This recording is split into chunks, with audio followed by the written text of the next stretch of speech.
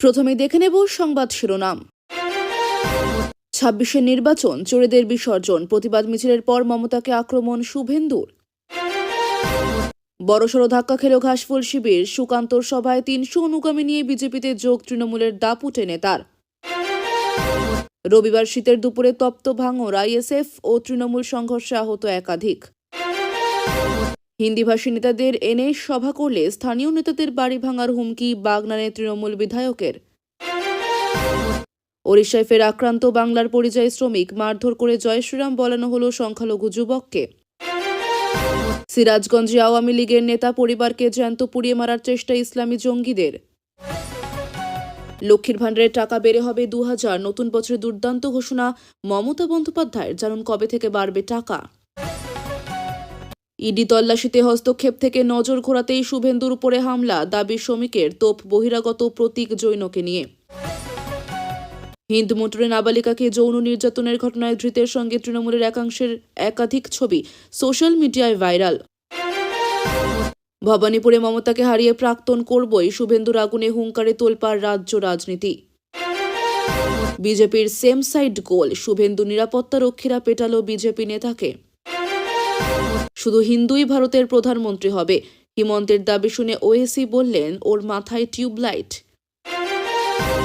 টোটো থেকে নামিয়ে তরুণীকে রাস্তায় ফেলে লাথি ঘুষিয়ে অভিযুক্ত তৃণমূল উপপ্রধানের ভাই। দেহ সৎকার নিয়ে বিবাদ, বহরমপুর শ্মশানঘাটেই বাঁশ দিয়ে পিটিয়ে খুন যুবককে। অত্যাচারিত হয়ে চট্টগ্রাম থেকে পূর্বস্থলীতে সিএএতে আবেদনের ৩ মাসে মিলল নাগরিকত্ব। চেয়ারম্যান পদ থেকে রবীন্দ্রনাথ ঘোষ পদত্যাগ করতেই পরবর্তী দৌড়ে কে শুরু জল্পনা। শুভেন্দু অধিকারীর কনভয়ে হামলার প্রতিবাদে মিছিল বিজেপির। অব্যাহতি দেয়নি কমিশন, আত্মহত্যায় বাধ্য হলেন মুর্শিদাবাদের বিএলও। বহিরাগত এনে তৃণমূল সমর্থকদের মার, উত্তপ্ত ভাঙড়। শুভেন্দু অধিকারীর গাড়িতে হামলার পর অ্যাকশনে স্বরাষ্ট্রমন্ত্রক, রিপোর্ট তলব, রাজ্য জুড়ে বিক্ষোভ। শুভেন্দুর ওপর হামলার ঘটনায় বড় দাবি সুকান্ত মজুমদারের। গভর্নমেন্ট অফ ওয়েস্ট বেঙ্গলের বোর্ড, আইপ্যাকের গাড়িতে হচ্ছিলটা কি, মাঝ রাস্তায় সেই ভিডিও ঘিরে শোরগোল। তল্লাশির সময় মমতাকে না আটকানোয় ইডির প্রশংসা শুভেন্দুর। সবুজ ফাইল থেকে নজর ঘোরাতেই শুভেন্দুর উপর হামলা, শ্রমিক ভট্টাচার্য। এসআইআর হওয়ায় বাংলার ১০৯টি বিধানসভায় এবার জিতবে বিজেপি, সমীকরণ কষে বললেন সুকান্ত। ক্ষোভের আগুনে জ্বলছে ইরান, হামলা চালাতে পারে আমেরিকাও, প্রবাসী ভারতীয়দের নিয়ে উদ্বিগ্ন নয়াদিল্লি। ৮ ঘন্টা আগে জন্ম নিয়েছে মেয়ে, নিথর দেহে বাড়ি ফিরলেন বীর জওয়ান বাবা, কাঁদল গোটা গ্রাম। অ্যাকাউন্টে ঢোকেনি কৃষক বন্ধু প্রকল্পের টাকা, কেন দেরি হচ্ছে এবং কোন জেলার কবে মিলবে, জেনে নিন বিস্তারিত।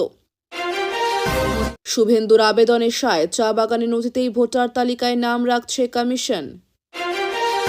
কখনো পুলিশ, কখনো সিবিআই সেজে চড়াও, ১৪ রাজ্যে ছড়িয়েছিল অপরাধ চক্র, অবশেষে গ্রেফতার গ্যাংস্টার রহমান ডাকাত। এসআইআর এর বিরুদ্ধে মমতার দিল্লিতে নির্বাচন কমিশন অফিস অভিযান কবে, খোঁজ নিচ্ছে অমিত শাহের স্বরাষ্ট্র মন্ত্রক। ফলতায় সেবাশ্রয় ক্যাম্পে যাওয়ার পথে অসুস্থ বৃদ্ধাকে দেখে এগিয়ে গিয়ে গাড়িতে তুলে দিলেন অভিষেক। মমতার জেল চান শুভেন্দু, আইপ্যাক দফতরে ইডি হানায় নথি ছিনতাই নিয়ে রণক্ষেত্র বাংলা। বিজেপি সভায় বাধা, লেকটাউনে তুলকালাম, ধস্তাধস্তিতে জখম পুলিশ কর্মী। টলিপাড়ায় খুশির খবর, মা হলেন গায়িকা ও বিধায়িকা অদিতি মুন্সি। তৃণমূলের পতাকা নর্দমায় ফেলে দিয়ে সংকল্প সভার প্রস্তুতি বিজেপির। এতক্ষণ শুনছিলেন সংবাদ শিরোনাম, এখন আসছে বিস্তারিত খবরে। আইপ্যাক কাণ্ডের প্রতিবাদে যাদবপুর থেকে দেশবন্ধু পার্ক পর্যন্ত মিছিল করেন শুভেন্দু অধিকারী। পথে শুভেন্দুর সঙ্গে পা মিলিয়েছিলেন অসংখ্য বিজেপি কর্মী সমর্থকরা। মিছিলের পরই সভা থেকে মুখ্যমন্ত্রী মমতা বন্দ্যোপাধ্যায়কে আক্রমণ করেন বিরোধী দলনেতা। শুভেন্দু বলেন, ২৬ নির্বাচন, চোরেদের বিসর্জন, এসআইআরে এখন ব্রেকফাস্ট হয়েছে, এরপর ডিনার। চূড়ান্ত তালিকা বেরোলে তৃণমূল বলবে ভোট লড়বে না। বিজেপি ক্ষমতা এলে রাষ্ট্রবাদী সরকার গঠন করা হবে। আমরা ক্ষমতা এলে চোরেদের জেলে পাঠাবো, ওপারে ইউনুস, এপারে মমতা। আইপ্যাকের অফিসে ইডির আধিকারিকদের কাজে দখলদারি করেছিলেন মমতা বন্দ্যোপাধ্যায়।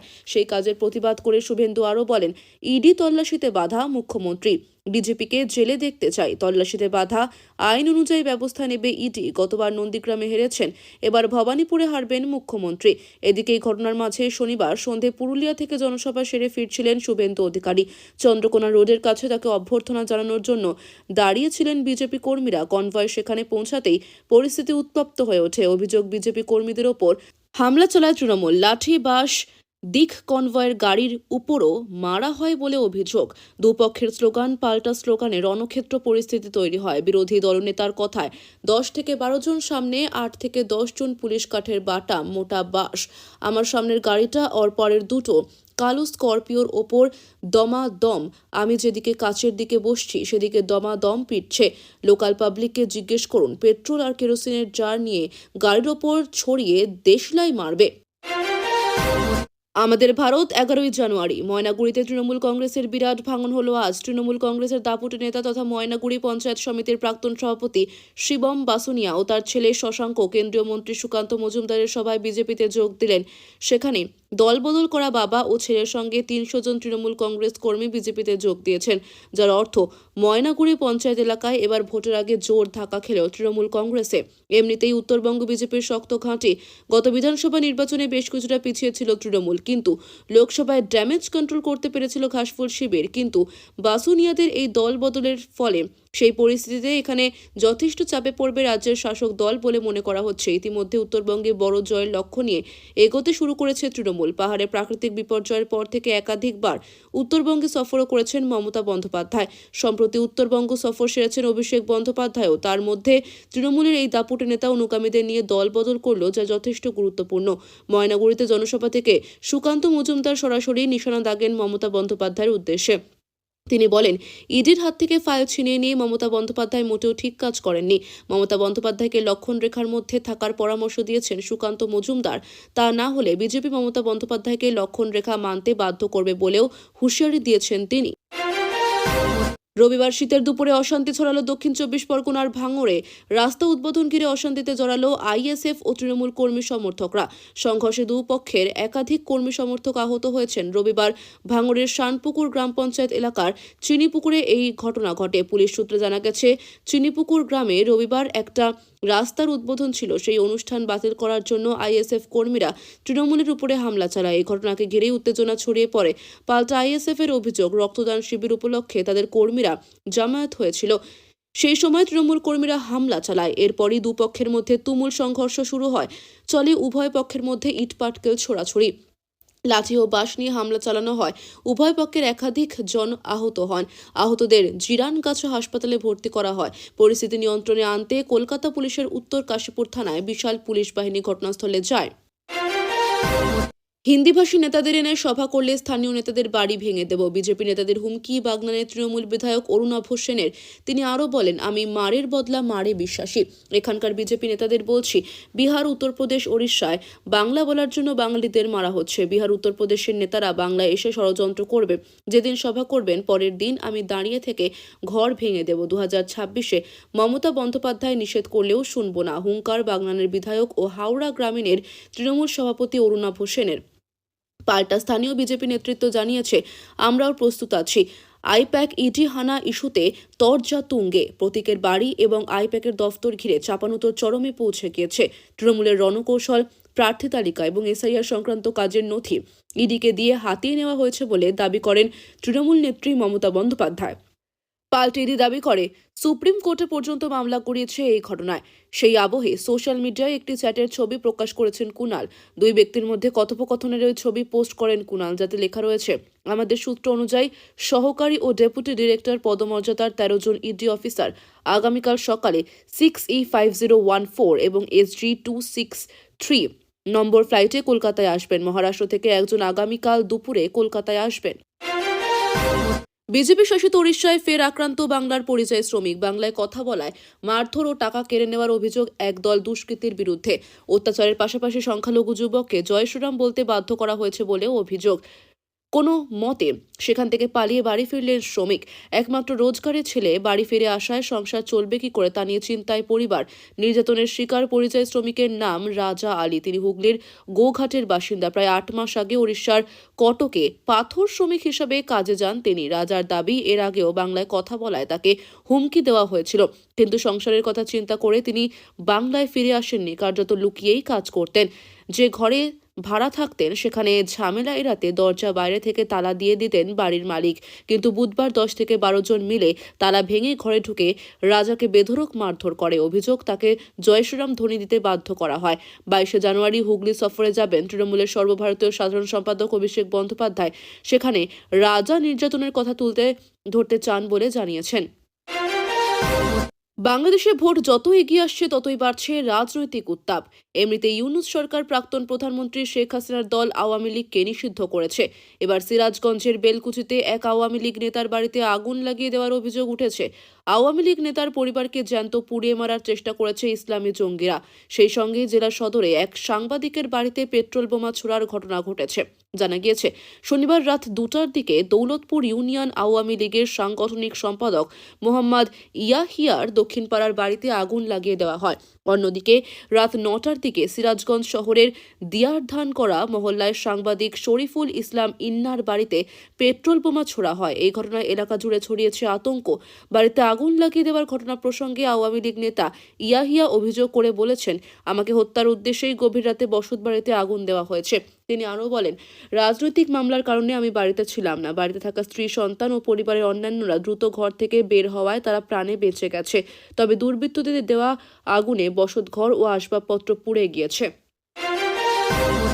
বিধানসভা ভোটের আগে ফের বেড়ে যাবে লক্ষ্মীর ভাণ্ডারের টাকা। দুর্দান্ত ঘোষণা মমতা বন্দ্যোপাধ্যায়ের। বিধানসভার আগেই বেড়ে যাবে লক্ষ্মীর ভাণ্ডার। ফের দুর্দান্ত খুশির খবর দিতে চলেছেন মমতা বন্দ্যোপাধ্যায়। এক ধাপে বেড়ে যেতে পারে অনেকগুলো টাকা। তৃণমূল সরকারের লক্ষ্মীর ভাণ্ডার প্রকল্প একটি বহুল পরিচিত প্রকল্প। এই প্রকল্পের মাধ্যমে উপকৃত হচ্ছেন লক্ষ লক্ষ নারী। আবার এই প্রকল্পের সমালোচনাও কম নেই। অনুদানের টাকা কেন মেয়েদের দেওয়া হবে, এই নিয়ে বিভিন্ন রাজনৈতিক দলের নেতা বহু সমালোচনা করেছেন। তৃণমূলের এই প্রকল্পই ভোট ব্যাংকে বেশ অনেক টাকা জমা করে দিয়েছে বলে মনে করেন অনেকে।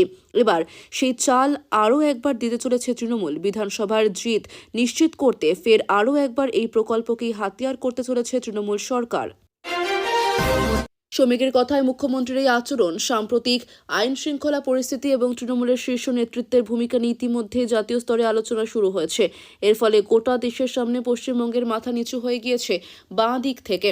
বিধানসভার বিরোধী দলনেতা শুভেন্দু অধিকারী, আইপ্যাক কর্ণধার প্রতীক জৈন এবং বিজেপির জন্য রাজ্য সভাপতি শ্রমিক ভট্টাচার্য। ফাইলচিত্র, ইডির তল্লাশিতে হস্তক্ষেপের মতো বেঞ্চির কাণ্ড থেকে নজর ঘোরাতেই বিরোধী দলনেতা শুভেন্দু অধিকারীর উপরে হামলা হয়েছে। সাংবাদিক বৈঠক ডেকে এমনই অভিযোগ করলেন রাজ্য বিজেপির সভাপতি শ্রমিক ভট্টাচার্য। তৃণমূলের পরামর্শদাতা সংস্থা আইপ্যাকের কর্ণধার প্রতীক জৈনকে রবিবার বহিরাগত আখ্যা দিয়েছেন শ্রমিক। শুভেন্দু নিরাপত্তার দায়িত্বে থাকা কেন্দ্রীয় বাহিনীকে তৃণমূল যদি বহিরাগত বলে, তাহলে আর এক বহিরাগত প্রতীককে বাঁচাতে মুখ্যমন্ত্রী মমতা বন্দ্যোপাধ্যায় কেন ইডির তল্লাশি অভিযানে হানা দিয়েছিলেন, প্রশ্ন তুলেছেন বিজেপি সভাপতি। নন্দীগ্রামের পরাজয় মানতে না পেরে শুভেন্দুর উপরে ধারাবাহিক প্রাণঘাতী হামলা চালানো হচ্ছে বলেও তোপ দেগেছেন শ্রমিক। শনিবার পুরুলিয়া থেকে সভা সেরে পূর্ব মেদিনীপুর ফেরার পথে আক্রান্ত হন শুভেন্দু। চন্দ্রকোনা রোড ফাঁড়ির কাছে তার কনভয় ঘিরে অশান্তি হয়। তৃণমূলের পতাকা নিয়ে বিক্ষোভ দেখানো হয়। শুভেন্দুর যাত্রাপথে বাঁশ লাঠি নিয়ে তার কনভয়ে হামলা চালানো হয়েছে বলে শুভেন্দু অভিযোগ করেন। কোচবিহারে তার কনভয়ে কেরোসিন, পেট্রোল ছিটিয়ে যেভাবে তাকে এবং নিশীথ প্রামাণিককে পুড়িয়ে মারার পরিকল্পনা হয়েছিল, শনিবারও হামলাকারীরা তেমনই চেষ্টাতেই ছিল বলে শুভেন্দু দাবি করেন। তিনি পুলিশে অভিযোগ জানানোর সময় নিজের বয়ানে খুনের চেষ্টার কথা উল্লেখ করেন। তা নিয়ে পুলিশের সঙ্গে শুভেন্দুর তর্কাতর্কিও হয়। হিন্দ মোটরে নাবালিকাকে যৌন নির্যাতনের ঘটনায় ধৃতের সঙ্গে তৃণমূলের একাংশের ছবি ঘিরে তোলপাড়। অন্যতম অভিযুক্ত দীপঙ্কর অধিকারীর রাজনৈতিক পরিচয় নিয়ে আড়াআড়ি বিভক্ত রাজ্যের শাসক শিবির। তৃণমূলের এক পক্ষ বলছে অভিযুক্তের দলীয় যোগ রয়েছে, আরেক পক্ষের দাবি ধৃতের সঙ্গে তৃণমূলের কোনো যোগ নেই। ফের নাবালিকাকে যৌন নির্যাতনের অভিযোগ। এবার হুগলির হিন্দ মোটরে গ্রেফতার করা হয়েছে দীপঙ্কর অধিকারী ওরফে সোনাই নামে এক যুবককে। বিতর্ক বাড়িয়েছে ধৃতের তৃণমূল যোগের অভিযোগ। নেপথ্যে শাসক দলের নেতা নেত্রীদের সঙ্গে তার এই ছবিগুলি।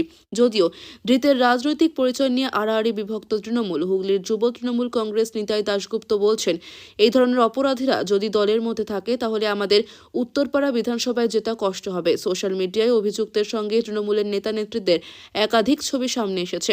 যেমন এই ছবিতে ধৃত দীপঙ্কর অধিকারীকে দেখা যাচ্ছে উত্তরপাড়া কোতরং পুরসভার প্রধান ও তৃণমূল নেতা দিলীপ যাদবের সঙ্গে। এ বিষয়ে পুরপ্রধান দিলীপ যাদব দাবি করেছেন, জনপ্রতিনিধি হিসেবে তার ছবি যে কারোর সঙ্গে থাকতে পারে। তার মানে এই নয় যে দীপঙ্কর অধিকারী ওরফে সোনাই তৃণমূল কংগ্রেসের সঙ্গে জড়িত। ধৃত দীপঙ্কর অধিকারীর সঙ্গে সামনে এসেছে উত্তরপাড়ার যুব তৃণমূল সভাপতি অজয় শঙ্করের ছবিও।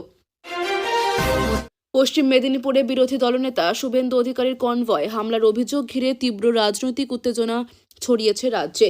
এই ঘটনার প্রেক্ষিতে কেন্দ্রীয় স্বরাষ্ট্র মন্ত্রক MHA পশ্চিমবঙ্গ বিধানসভার বিরোধী দলনেতার দফতরের কাছে বিস্তারিত রিপোর্ট তলব করেছে বলে রবিবার বিজেপি সূত্রে জানা গেছে।